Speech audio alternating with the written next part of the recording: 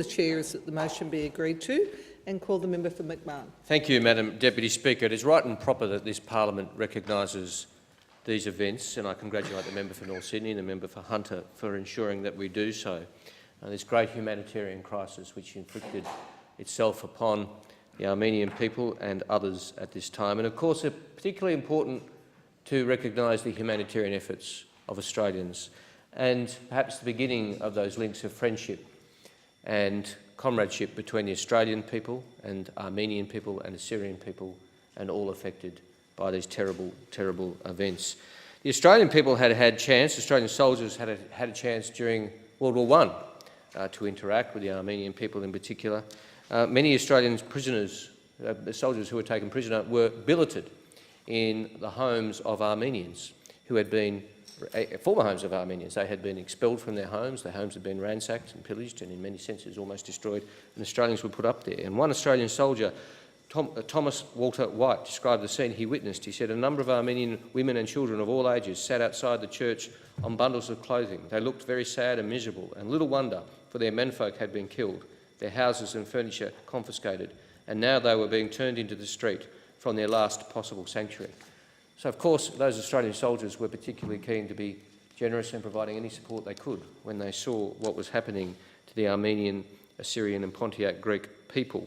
And there are many great names that are mentioned in the motion. I particularly mentioned Stanley Savage, his descendants whom I've met at commemorations, who are very proud of Sir Stanley, an Australian Army soldier who served in the First World and Second World War.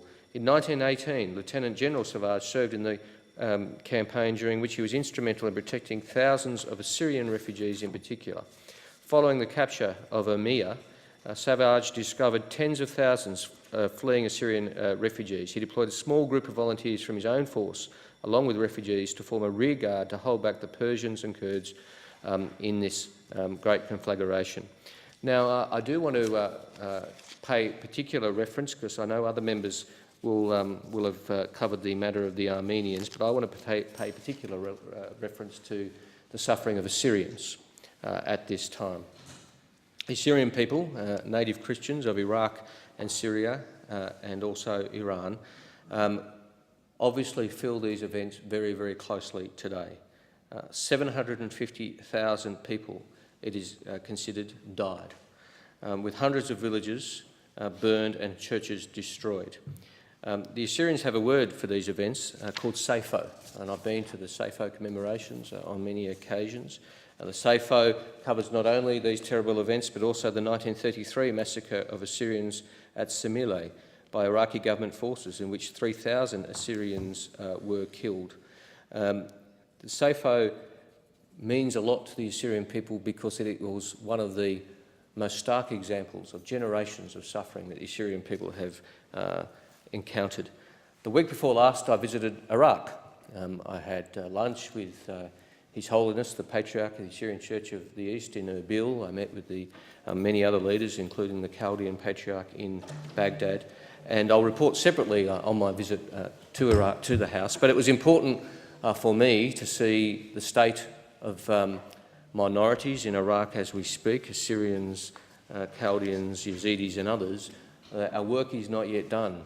As we focus on tomorrow and the oppressed people of Iraq and providing refuge to so many thousands, as we've done and should continue to do so, we should also recognise the importance of the historical events which this motion does.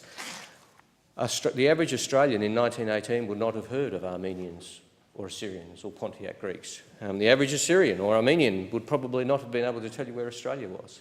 And yet these bonds of friendship were created at that time.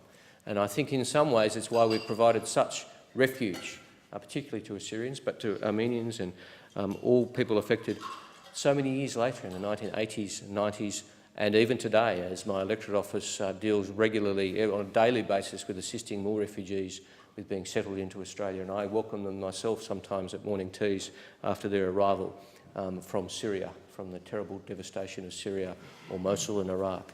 There are a few greater pleasures I have as a member of Parliament in doing so, in holding those morning teas, welcoming our refugees.